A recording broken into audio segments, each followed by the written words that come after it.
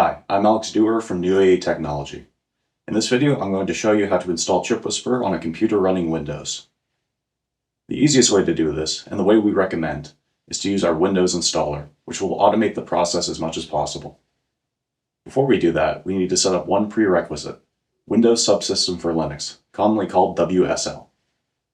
To set up WSL, we need to first run a command prompt as administrator, which we can do by opening our search bar, typing in cmd, then right-clicking and selecting Run as Administrator. Next, we can install WSL by running the command wsl-install. Once this command completes, we'll need to reboot, which I'll do now.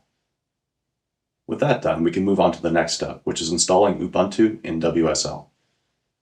Let's reopen a command prompt. No need for administrator privileges this time. Then, run wsl-install-d Ubuntu. Once this is complete, we need to restart once again. One other thing you may want to do is enable long paths. Some of the Python packages required by ChipWhisperer have very long paths, so it's possible to exceed Windows' normal path length limitations. If this happens, the installer will notify you. Instructions for this will be linked in the description of this video. Now that we have WSL, we need to download the installer. We host the installer on GitHub, and you can find links in the video description. If you're planning on doing one of our courses, follow the link for that course. Otherwise, you can install the main branch. Now we can proceed with the actual installation. We'll begin by running the installer executable. This first window allows you to change the name of the application, which can be useful if you want to have more than one instance of ChipWhisperer installed. I'll just leave it as default. Next, we have a window telling you to make sure you have WSL installed. We do, so we can move on. Now we can select a destination folder for ChipWhisperer. Make sure you pick somewhere that your account has permissions for, like your home user folder. The installer will try to pick a good location. Just make sure you don't pick something like program files that you need admin privileges to write to.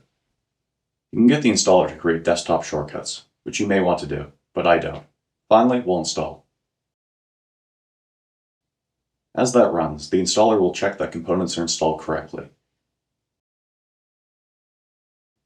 If you don't get any pop-ups, you should be reasonably sure that nothing went wrong. Now that the installation is complete, I'm going to go over the features of this installation. First, we can see that if we open our Start menu and type ChipWhisperer, a number of applications will come up. Most importantly, we've got the base ChipWhisperer application, which will launch Jupyter in the ChipWhisperer directory. This will give you easy access to all the most important parts of ChipWhisperer, such as tutorial notebooks and examples.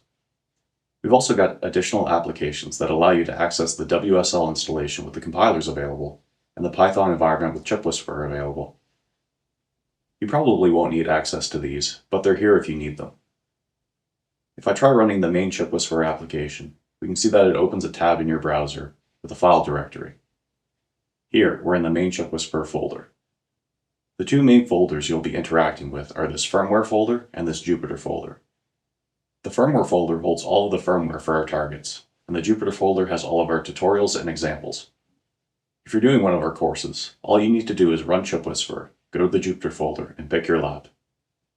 I'll pop into the first lab here, and double-click this lab file to open. With that, the installation is complete.